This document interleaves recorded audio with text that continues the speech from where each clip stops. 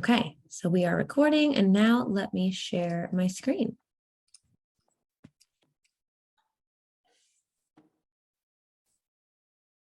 Okay,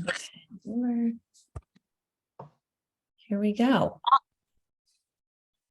Let's see. Okay, so like I mentioned, we are going over the 4 core components today, which includes lifestyle, exercise, awareness, and nutrition. So what we found when creating this program is that it's very difficult to make changes in the exercise and nutrition section without first making changes in the lifestyle section and the self-awareness section, right? So again, all of these are important, and my goal is to empower each of you to feel confident in your health and wellness goals and how to achieve those. Oops. So the first one is lifestyle.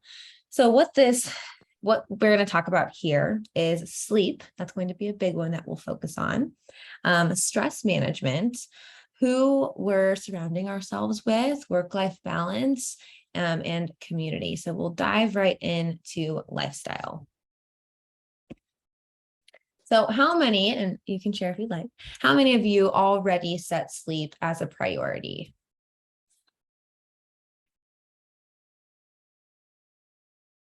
Anyone want to share? How many of you would like to start setting, we got some iPhone raising hands, like it. How many of you would like to start setting sleep as a priority, but don't know where to start? Well, what I do, I try to put in my watch and let me know around 10 o'clock. Even if I don't go to bed, I'm aware and try to pay attention. Don't take too long to go to bed.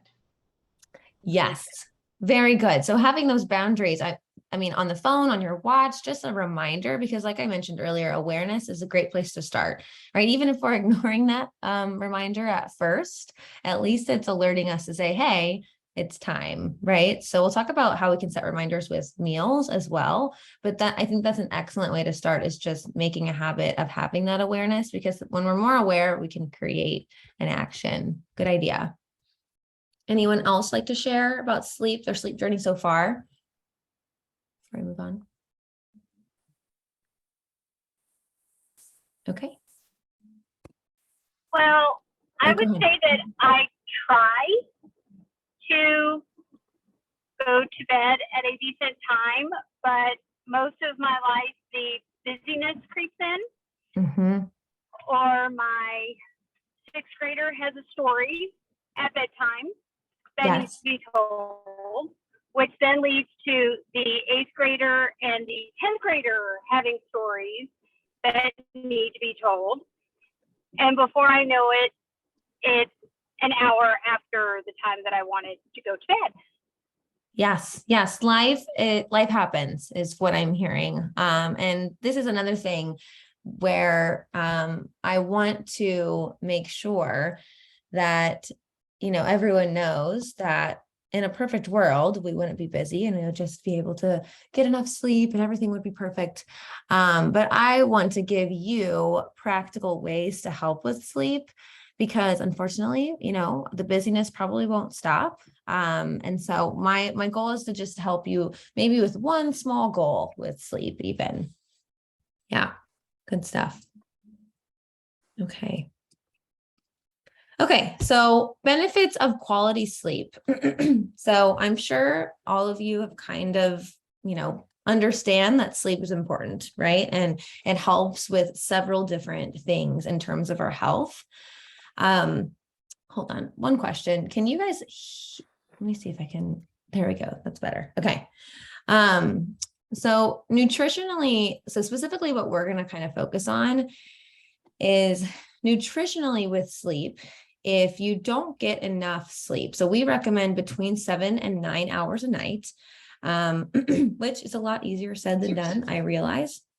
And so in terms of if we see chronic sleep deprivation, what happens is your body recognizes, you wake up the next morning, you're tired, your body recognizes as, okay, they need energy, right? So what's the next thing that gives your body energy? food, right? Which actually is a good thing in like small periods, because what it does is it gives you energy to get through that specific day. However, when it becomes a problem is when we're chronically sleep deprived. So what your body does is increases that hunger hormone, which is called ghrelin, and decreases your fullness hormone, which is called leptin. So your hunger, even though you don't necessarily need more energy that day as far as food goes, your body is like, what's going to help them get through this day? Food. So another important part of sleep is making sure you regulate or get enough sleep so you can regulate those hunger and fullness cues, which we'll talk about more in the awareness section of things. Any questions about that? Let me check the question box for a second. Okay. So here are a few things. I am a big fan of sleep and looking into sleep. So there are specific things that we can do to help with sleep, right? Slowly. So I think the biggest thing that I want to start with is consistency. So trying to like someone said earlier, does someone have a question? Let's see if I can. No, okay. So biggest thing is consistency. Oh, can everyone make sure they're muted really quick for me? Let's see if I can. Good. Okay. Consistency. So like someone said earlier, trying to set a reminder, okay, 10 p.m., let's start our bedtime routine, right? And then waking up roughly at the same time every day. I realize that it might not be as early on the weekends, but trying to have some sort of consistency will help not only with the quantity, but also the quality of sleep. Other things would be to keep your bedroom dark, quiet, and cool. Certain things like noise machines help with this, kind of just like very soft, I guess it's called like white noise.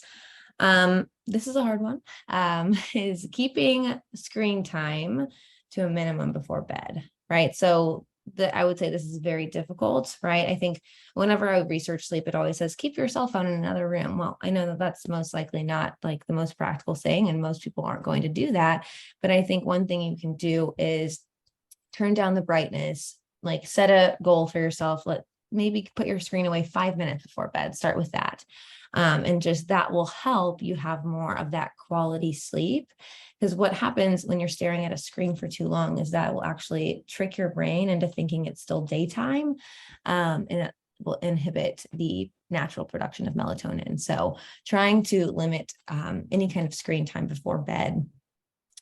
Getting some physical activity, we'll talk about that a little bit more. Getting into bed only when you're tired, and then creating a routine. So trying to have something to wind down before bedtime. Things that we want to try not to do. Afternoon and evening caffeine, another hard one. What I hear a lot from my particular patients with this one is, do we have a question? For some reason I can't see. Any questions? Sorry, I thought we had maybe a question. Okay. One thing, again, afternoon and evening caffeine. One thing that might happen is you might still be able to fall asleep okay. I hear this a lot. It's like, oh, I can fall asleep fine with caffeine. But again, that quality will be less, not as good if you have caffeine, because it can last up to 8 hours.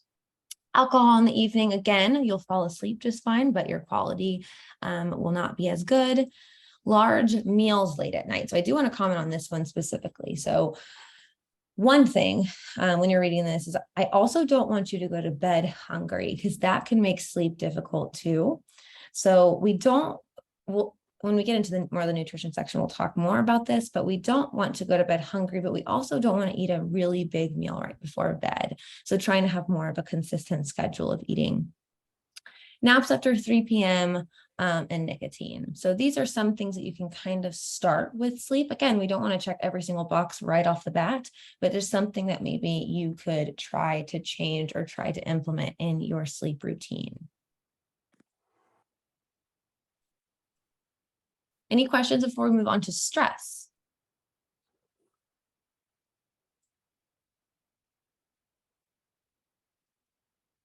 Okay. So stress. So there's difference between short-term and long-term or chronic stress, right? So again, short-term stress is okay because it does help us get through certain situations. It's when it becomes chronic stress that can become a problem, right? And I'm sure none of us have ever felt stress ever, but certain things health-wise that stress can lead to, a big one that I see a lot is digestive issues, right? So we feel stress in our gut, a lot of people. And so we'll see digestive issues, and that makes eating and exercising and sleep a lot harder, right? So a lot of it starts with this kind of dealing with some of that stress management. It can lead to elevated blood pressure, immune system problems, skin conditions, again, sleep, anxiety and depression, and muscular pain. So this is a big part of that lifestyle section for me is, again, people feel really down on themselves when they feel like they can't make changes in that nutrition section, or they can't make changes in that exercise section, and they're feeling really stuck. But then we kind of dive deeper and we see that they're not getting enough sleep. They're really stressed out about their job or something personal in their life. And we really underestimate how much that can prevent us from making those changes in nutrition or exercise, right? Because if we're not getting enough sleep, or we're super stressed out and really super, super busy all the time, then who has the time to grocery shop, or who has the time to cook, or to make it to the gym, or the motivation, right? And so really it starts with these two big things that can really pay off here.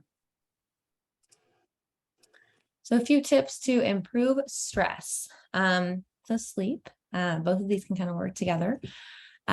Deep breathing and meditation, talking to family members. I think joyful movement, we'll get into more of what joyful movement means in a second. Work-life balance is a big one. I think I read that we spend at least like 24% of our life at work. I hope, don't fact check me on that one, but regardless, it was a big number.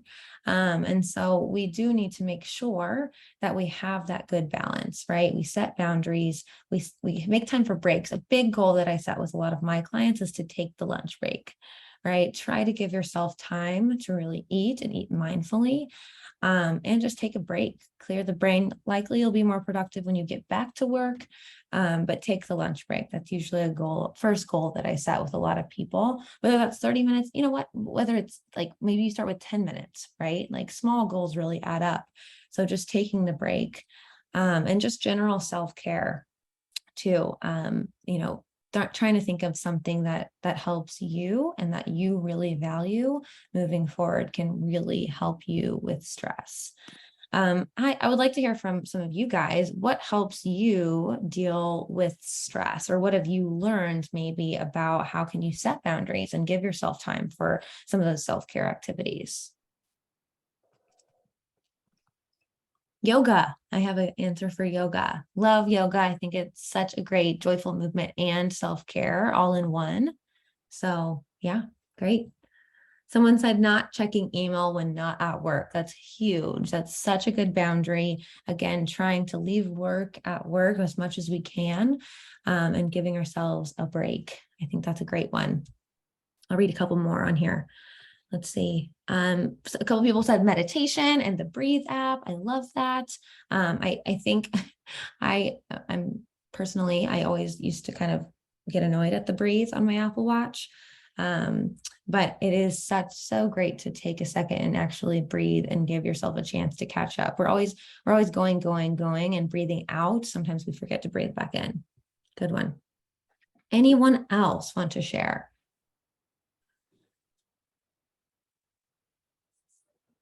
Okay, good stuff. Good stuff. And again, biggest takeaway I want you to get from this session today is that small goals and small steps in the right direction are still in the right direction. And there's still something that you can kind of give energy toward and really build on, right? So like I said earlier, even if you're not taking a lunch break at all and you're working through lunch and you start taking that 10-minute break, that's a great start. So Okay, so kind of to wrap up the lifestyle section, here are other things that you can continue to work on. And so again, sleep, right? And same thing with sleep, right? If 7 to 9 hours seems like, oh, heck no, I can't get that many hours, right? So start small, just start with some kind of sleep goal, and build on that. Prioritize just medical checkups and routines. All of you guys are doing that by being here today and spending a little bit or time with me and investing in your health in that regard. So kudos there. Dental visits. I hate the dentist, but again, making sure you have the time for that. A couple other ones, again, avoid working while eating, setting a time for those breaks, and just, again, slowly making those lifestyle changes. Any questions on lifestyle before we move to exercise and joyful movement? Questions, thoughts, concerns, whenever it is, too.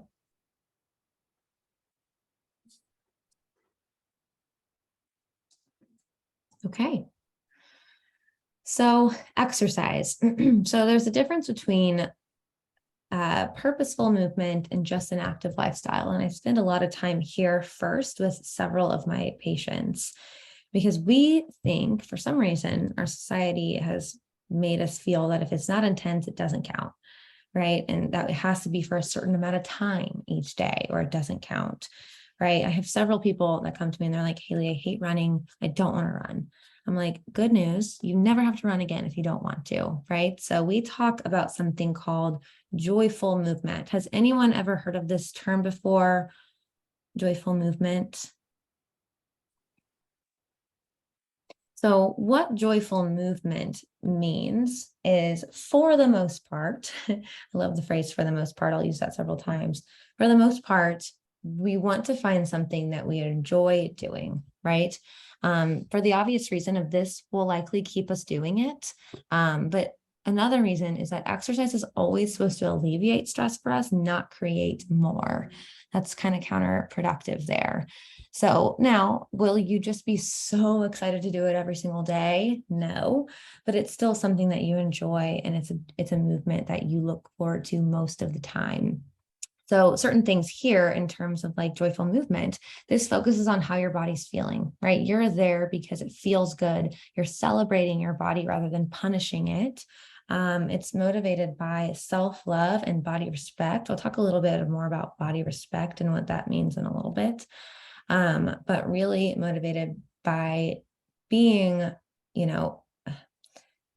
like I said, celebrating the body, right? So being healthy and exercising, nutrition, so much more than weight loss, right? So at Le Mans Nutrition, what we really focus on is shifting the focus from just weight loss to behavior change, right? Because that's really what creates health, is healthy behaviors. And that also gives your brain something to actually think on and actually that you can work on.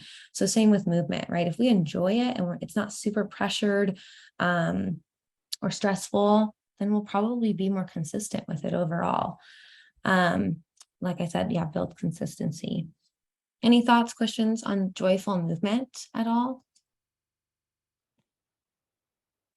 What about, let's hear from some people on like, what is your joyful movement? What have you found that maybe you like doing? This could also be, do you like working out at home, or do you like doing more of a class workout? Maybe it's walking in nature or hiking or doing it with your dog or your friend. What have you found in terms of joyful movement, if you don't mind sharing?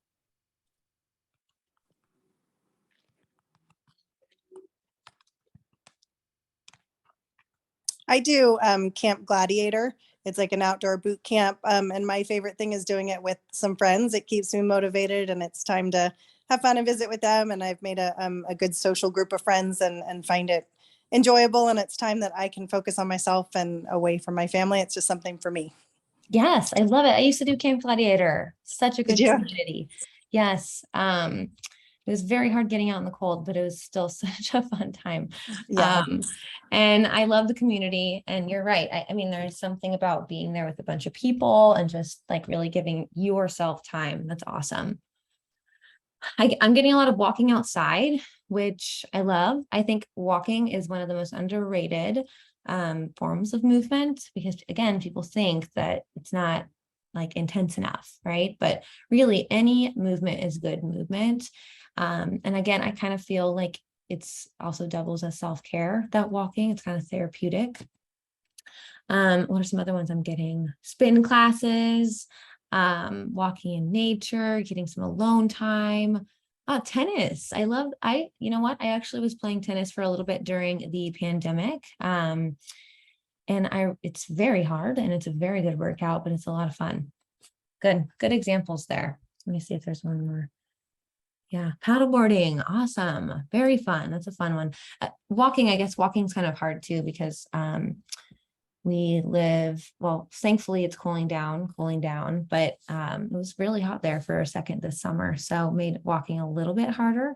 You have to wake up like 3 a.m. to get any kind of cool walks, but love all of those ideas. Thanks for sharing. So benefits, some of the things that you've probably heard before, benefits of an active lifestyle. So recommended, anywhere between 150 minutes of moderate aerobic or 75 minutes of more of that intense exercise. Again, those numbers, you look at them, you're like, whoa, how do I get there?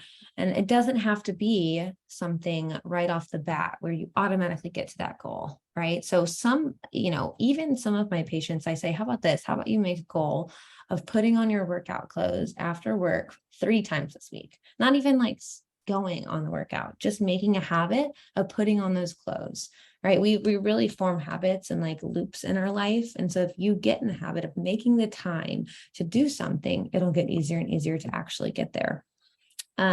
So it might be easier to focus on smaller amounts, right? I talk a lot about maybe just get up during like 15-minute period, like little breaks at work, walk around. I know some of you are probably teachers and you're on your feet all day, so you already have that. But just, again, trying to find just little moments that you can have more movement. Whether it's taking the stairs, parking further in the parking lot, taking a lap around the neighborhood, right? Even if it's 5 minutes, it still makes a difference. So certain things and benefits of having this active lifestyle: strengthens your lean body mass, right? So like I said, we don't focus too much on weight loss. We focus more on body composition and how can we build muscle. And this is one of those things, right? So really strengthens that part. It improves insulin sensitivity and helps keep your blood sugar stable. Improves your mood, helps with sleep, keeps your bones strong. It's really important as we get older. And then again, going back to that stress piece, it really helps with that stress overall. So here are a couple more ideas of increasing movement throughout the day. So again, walking around the office or just getting up every hour. I think for those of you that have the Apple Watch, I think it kind of tells you to stand every once in a while. A lot of people have been getting the standing desks to help get up a little bit more often. For those of you, I'm a big dog lover, big animal lover in general, but I do have a dog. And I think walking the dog is always a good start because it's mutually beneficial. My dog is a lot less crazy when I do that. And it's just kind of a nice thing to do for both of you. Stretching at night. I have a lot of people that start with this, just trying to stretch, getting some movement. So, and then really, because I think a big one that's always a little bit difficult is finding the time, right? So especially during the work week, it's really hard to make a pattern of either getting up early or doing it in the evening, especially for, for people that have a lot going on in the evening, whether you have kids or just a lot of things on your plate. Take advantage of the weekends as much as you can, right? So try to start there. And then maybe that can kind of start to move into your week a little bit. So before we start the self-awareness section, anyone have any ideas, or maybe what do you feel that's helped you with a busy lifestyle to still get some movement in? Or I guess maybe you can even share some struggles or challenges that you've had so far with trying to get exercise in, and we can kind of maybe help each other. Of course, I can give some feedback. What are some thoughts or feelings or just, concerns in general about exercise and how do we get that in our day.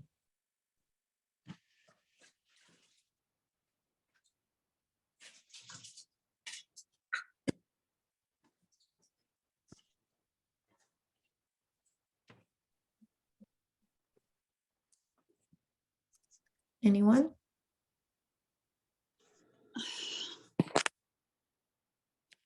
Okay, we'll move on. Oh, let's see, we did get one.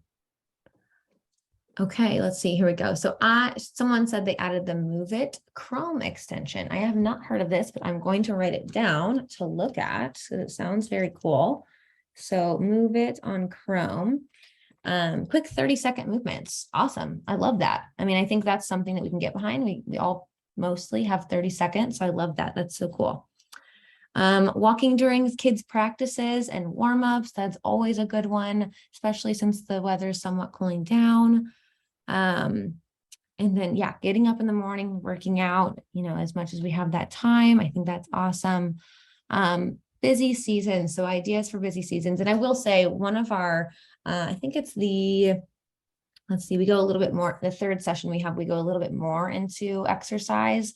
And we do have, we do have a personal trainer on staff that is going to give me some more ideas for you guys as far as how can we add small movements in the day. And we do have it's new. I'll send all of you the information, but we have our personal trainer, also dietitian Abby Brown, created a exercise. I think it's 3-day strength training, and most of it is body weight, and it's for all levels. That can be purchased on our website, so I'll send some information on that. But I love all of the ideas so far. I love the 30-second movement, the Move It Chrome extension. I'm going to look at that, and I'll send some of these things that you guys send in the chat or say during sessions. I will send in the community chat so everyone can have those resources available. Okay, so let's move on to awareness. So this section, we'll talk a little bit more about this in depth next session when we go into mindful eating. But like I said earlier, awareness plus action equals change. And I think a lot of us try to start in the action category. We're trying to do without really exploring some of our why and some of our challenges already. And so if we have both of those things, then we can really have a productive response and productive change. We have to have both of them together. And the awareness part is hard. I spend a lot of time with people on just self-awareness first before even making any sort of action, right? And that can be challenging because a lot of people, I think the dieting industry made it in our heads that we have to see quick results. But those quick results don't last, right? And then we're back at square one. And then we feel like we failed, but really the diet failed us because it's something that's just not sustainable in general. So we spend a lot of time with the awareness and being mindful. I think another thing that's really difficult is a lot of diets out there tell you exactly what to do, which sounds easy to people because, all right, just tell me what to do and I'll do it, right? But a lot of these rules, dieting rules, disconnect us from our body, right? So it tells us what to eat, when to eat, where to eat, all these rules. And what happens during that time is we lose confidence in what our body's telling us, right? We can't really trust our hunger. We can't really trust our fullness. Sometimes we feel shame when we feel hunger or when we feel fullness. And also awareness around what our body's feeling physically in terms of movement. We feel shame that we're tired all the time. And why can't I get up and go exercise without really diving deep and saying, hey, what's going on with me? And why do I feel this way? Right. So my goal is to help you reconnect with your body because your body holds a lot of wisdom. And so from that, we can make a more productive and supportive change for you. So is anyone familiar with mindful eating? Has anyone heard of this before? Maybe intuitive eating? So what have you heard specifically about mindful or intuitive eating? I'd love to hear maybe you have some experience with it. Talk to me about that if you don't mind sharing.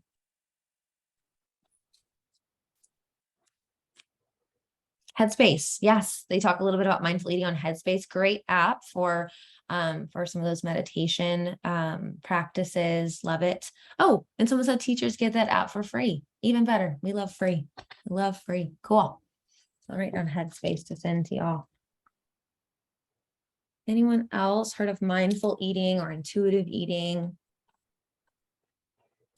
Yes, someone said they have really focused on slowing down when eating and really focusing on the flavors of the food and appreciating that. That helps with satisfaction. So mindful eating is directly linked to being more satisfied, which is really important. I think we'll talk about this more, but there's a difference between being full and satisfied, right? We can fill up on anything, but that does not mean we're satisfied. And when we're not satisfied, that leads to like snacking or like searching for things later. So it's really important to pay attention to that. Excellent. And then someone said paying attention to hunger cues. Yeah, that's a good segue into what we are going to talk about now, because a lot of people think, they tell me, I can't listen to fullness. There is a problem with overeating, right? So, sorry, let's go back. But really, it's not a fullness or an overeating problem. It's usually a problem with not responding to hunger. We can't really feel or be confident in fullness before we feel confident in hunger. And how do we appropriately respond to hunger and feel more confident there? So we'll talk about all of those things. Good stuff. Okay. Now let's see. Okay, so practicing mindful eating. So here are a few things, let's see if I can, that help with this. So first thing is understanding the why. Why am I eating, right? Is it for physical hunger? Maybe it's for taste hunger. There's emotional hunger. And then also there's practical hunger, right? So understanding the why first. We'll dive more into that, but I'll give you an overview of what I just said about the different types of hunger. So physical hunger, obviously when you're physically hungry, when your body it's ready to eat, ready to receive nourishment. Taste hunger, also another normal hunger, right? But an example of this is when you're out to eat, you eat dinner, you want to look at the dessert menu, right? Chances are you're probably not physically hungry for that, but it sounds good, right? And that's okay. So we don't want to shame ourselves for responding to that hunger with food. It's just better to be aware because then you have a choice. Like, oh, not right now. I'll try something different instead of eating. Or it's like, no, I'm going to honor this taste hunger and feel good about it. So then, you're not thinking about that dessert for like hours and hours or days and days after that. So this kind of gives you the idea. So why? When do I want to eat? What do I want to eat? How do I want to eat? How much and where, right? So kind of like understanding mindful eating a little bit more.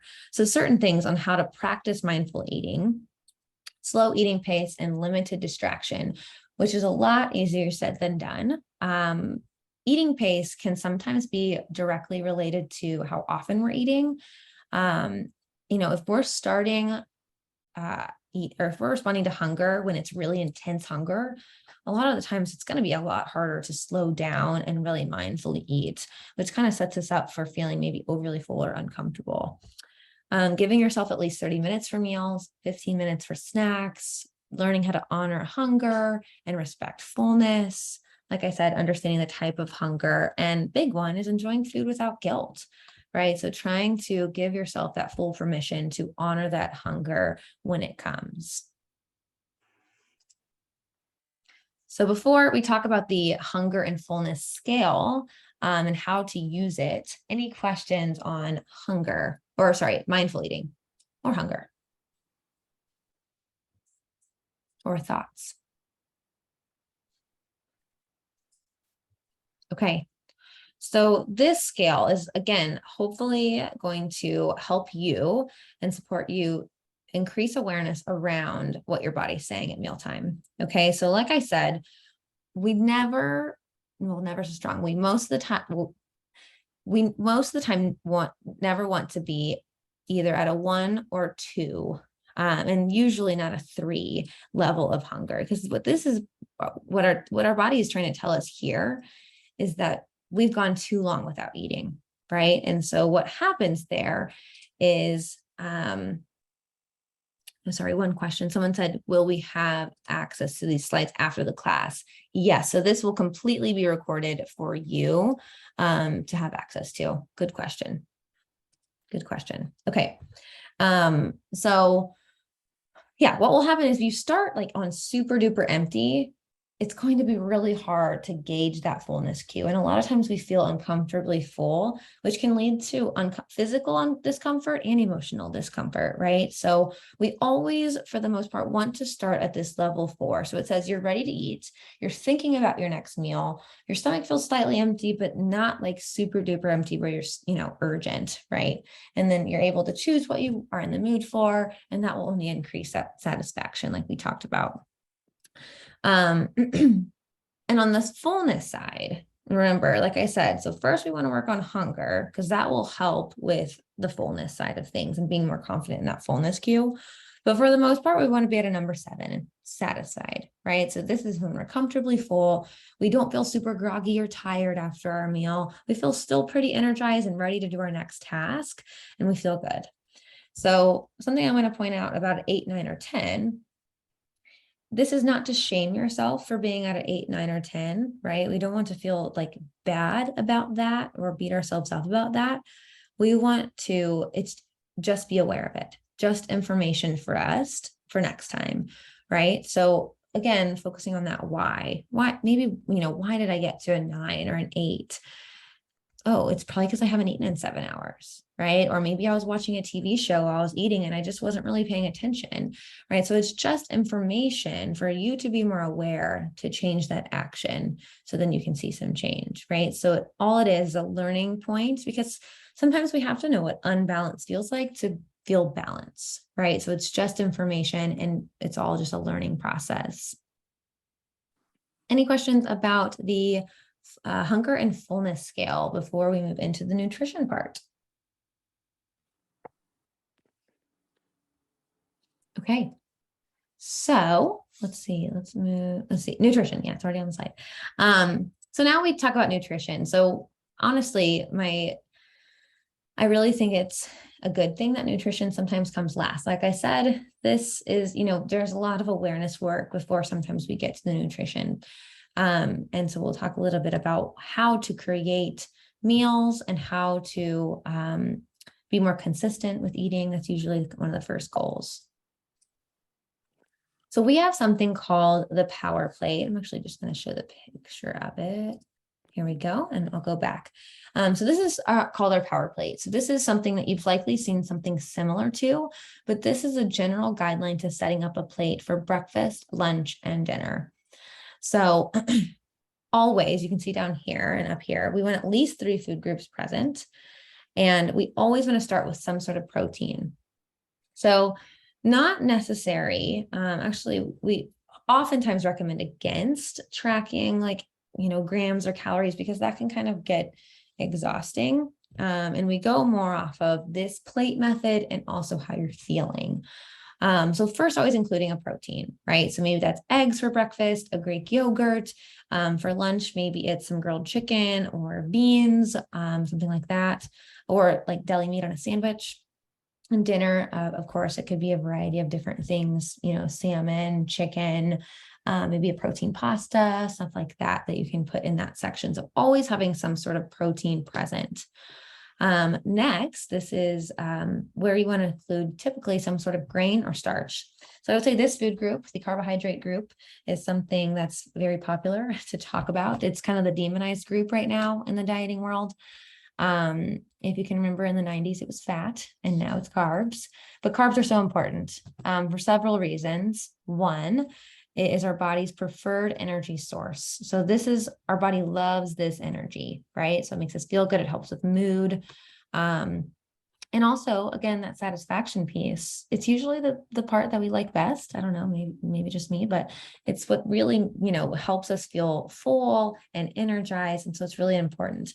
Another thing for muscle growth, having both of these to get protein and carbs together, what this does is it allows the protein to be used for muscle growth, and then the carbs are used for energy, right? So they work really nicely together to build and maintain muscle.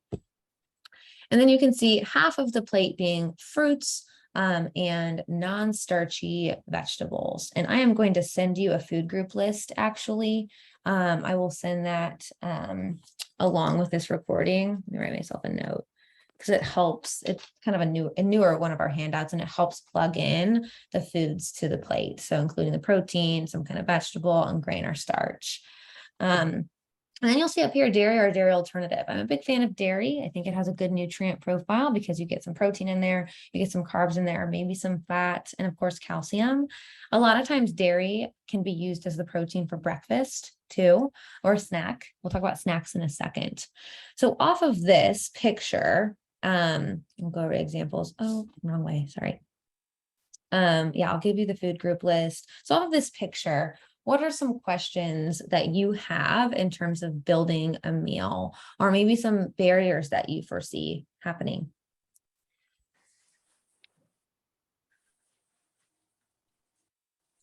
Anyone have any questions or thoughts maybe on how you already implement this or something like this? I think another really positive thing about this style of eating and cooking and preparing meals is that this can be for the whole family, right? So this isn't a diet program where, mom's eating this, dad's eating this, brother's eating this, you know what I mean? This can be for the entire family, just providing those good balanced meal for everyone. Okay, if no questions come, we will move on to some of the examples of how to create a meal based off of this plate. Let's see. Okay. So here are some examples. So I broke some down for breakfast, for lunch, and for dinner. So I keep moving this around. Sorry, 1 second. This is fine, actually. Okay, so for breakfast, like I said, always trying to have 3 food groups there. So you can see just a piece of toast, a boiled egg, and strawberries, some kind of fruit. It doesn't have to be boiled, could be scrambled, could be over easy, over medium, whatever there, but just toast, egg, and strawberry. So you have that grain, you have that protein, and you have a fruit there. Oatmeal, nuts, and fruit. That's another way to get those 3 food groups in there. I will oftentimes make oatmeal and put peanut butter in it for that protein and for some fat. The third one I like because it's quick. I think one of the biggest things that's challenging in the morning is time. I don't know about you, sometimes mornings can be chaotic. So chefing up a breakfast is not always in the cards. So we want something quick and easy, and a whole grain Eggo waffle with some peanut butter and fruit is an easy way to make that happen. Other easy breakfast, we'll kind of talk through this as the program goes on. Starting with I like a protein shake in the morning. If that's something you can do on the way to work or dropping off your kids, however you make it work. I really like the Core Power shake made by Fairlife. I think the reason I like it has a good amount of protein, but it also doesn't taste super chalky like other protein shakes. But starting like maybe that and some fruit. Or even we'll recommend the Jimmy Dean Delight frozen breakfast sandwiches with some fruit. Just trying to get something in there and getting the habit of having something. It could be a protein bar even, but just making the goal of having breakfast every morning. Yes, name of the protein shake. So it is called Core Power. It is made by Fairlife. And I have a note. I will also send that recommendation out to you guys so you can have the name of the shake there. Good question. Lunch. So 2 easy ones that I have here are sandwich and salad. So sandwich, again, such an easy thing to put together and bring. And it's easy to have some balance there, right? So we have the grain there, we have the protein, we have a little bit of fat, and then you can pair some kind of fruit or vegetable, and then maybe another side with it as well. Salad, you can throw things together. I added chickpeas in this example for a protein. One, because it's easy. You can buy a can of chickpeas, or even if you want to do black beans, frozen edamame. That's such an easy and also cheap way to add protein into a salad, or even like a rice bowl. If you did like minute rice with black beans, maybe some avocado or spinach, and that can be a nice way to throw together a quick meal. Someone said they recommend the Arbonne shake. So I haven't looked into these at all, but I will. And I will send them, or I will look into them and recommend them. Thank you for the recommendation. Other lunches. So again, I am a fan of practical nutrition and convenience. I think that's what makes this sustainable, this entire journey of health. So I like the frozen Amy meals. I think they are good as far as like taste goes, and for a frozen meal. Usually, sometimes they don't fill me up completely. So I may pair like a cheese stick or a yogurt with some fruit with it. But again, something easy that you can put in your lunchbox and take with you. So some other examples for dinner, or for the power plate, but for dinner, fish tacos with a side salad. It could also be just a protein. So maybe chicken with brown rice and some veggies or some fruit. I added one of my favorite quick meals. It is meat free, but the Banza pasta, it's a protein pasta. It is made with chickpeas. There's other brands too. I think Barilla, I hope I'm saying that right. Barilla makes a protein pasta, but I like foods that can do both. So it has some protein in there, it has some grains in there, and then all you have to do is put some sauce on there and maybe some veggies, and that's a really good, easy, quick, balanced meal. Okay. Before we move into snacks, any questions about meals or thoughts?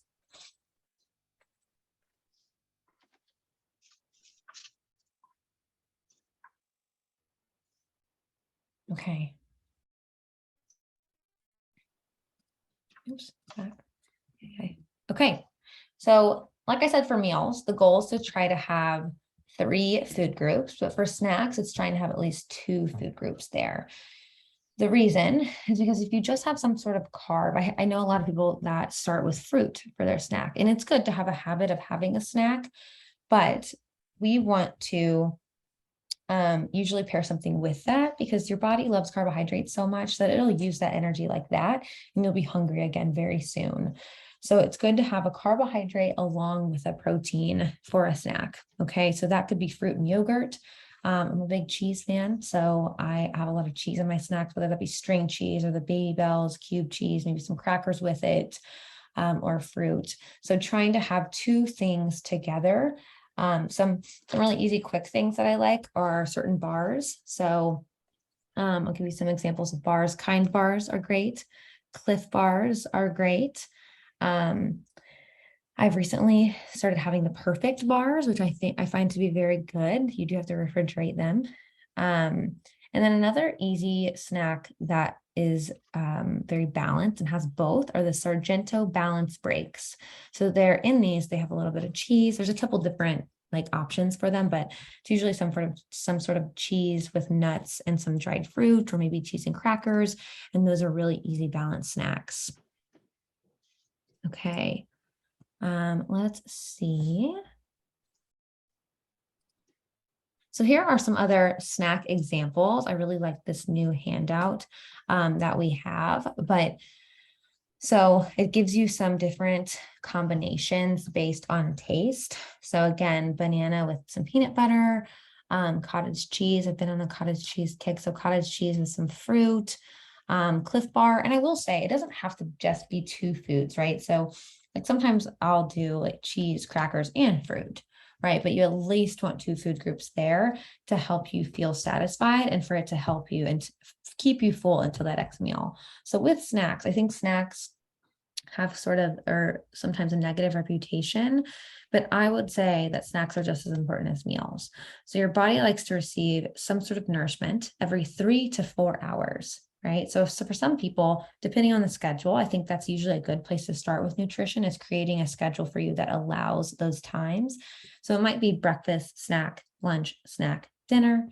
It could be breakfast, lunch, snack, dinner, depending on what works for you and your family. But always trying to have some sort of something every 3 to 4 hours. Because again, going back to that hunger and fullness scale, if your breakfast is at like 6 a.m. and your lunch isn't until like 12:30, you're going to be starving by that time typically, right? And so that's kind of setting us up for that uncomfortable feeling or overeating. So we want to have that balance. Again, if we're not eating all day, typically we'll eat a larger meal at night, or we'll crave more of those higher sugar, higher fat, higher carb foods because our body is so hungry, if that makes sense. So we really want to work on trying to space out having those, 3 meals and usually 1 to 3 snacks, depending on your schedule there. Any questions on snacks, or just actually questions in general, because that kind of wraps up this first presentation in this first session. So what are some questions or maybe just discussion topics that anyone has?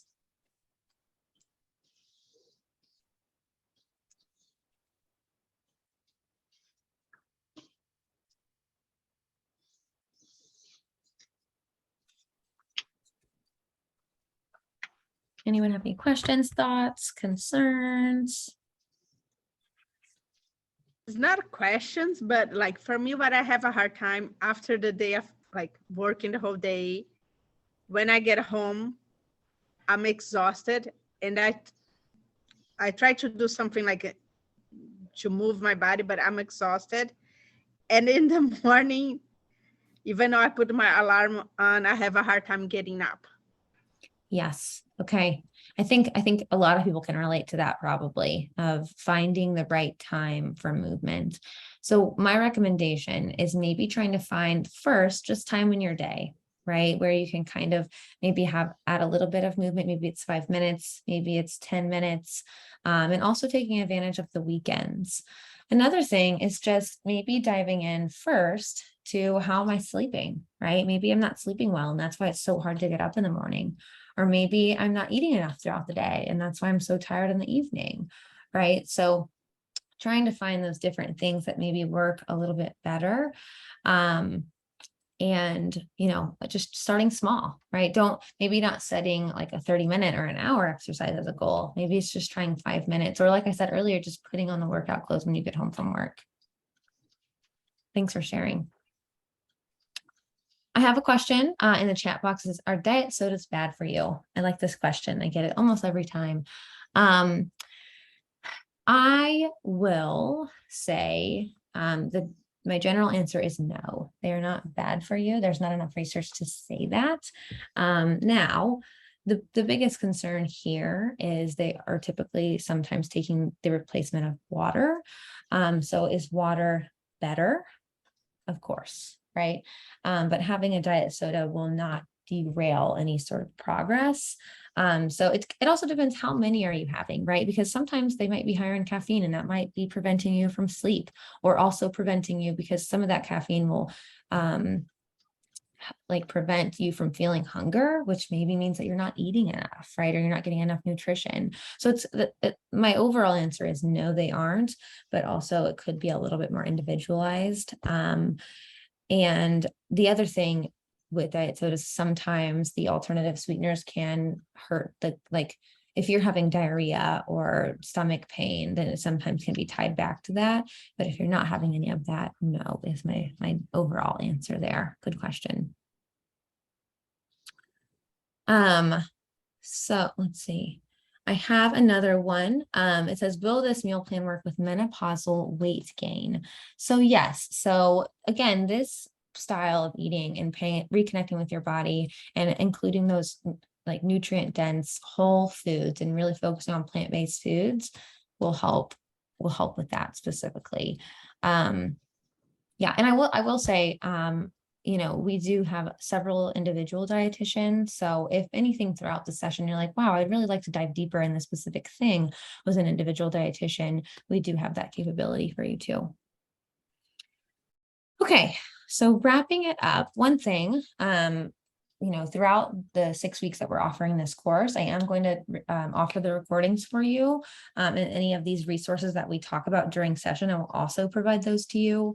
Obviously, most of you have seen the community chat that I have started. So this is for everyone to see. So any questions you have, maybe it's something you want to share a positive or just something you're struggling with even to receive some encouragement there, please know that that's there.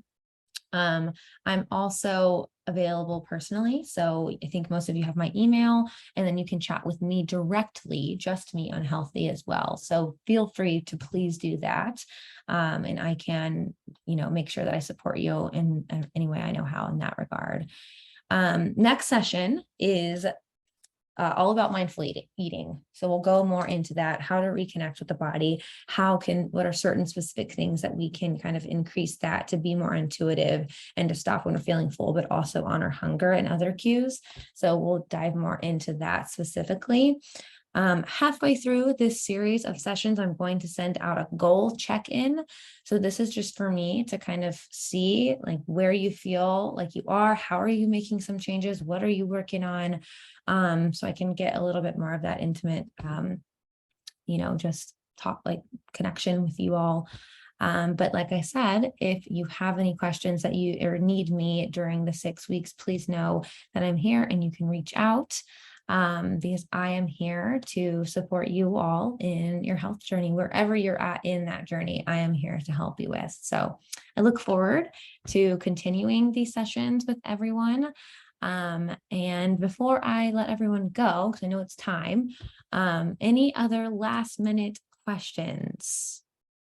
Okay, someone said, I don't think I have your email. I'll make sure to share my email in the chat just so everyone has it personally. Thank you for sharing that. Anything else? Going once, going twice. Okay, well, this has been great. Thank you for all of the things that you've shared with me, interaction, certain resources that I get to look into. I think this is going to be an excellent 6 weeks. I hope everyone has an excellent rest of their Monday, and I will see you next Monday.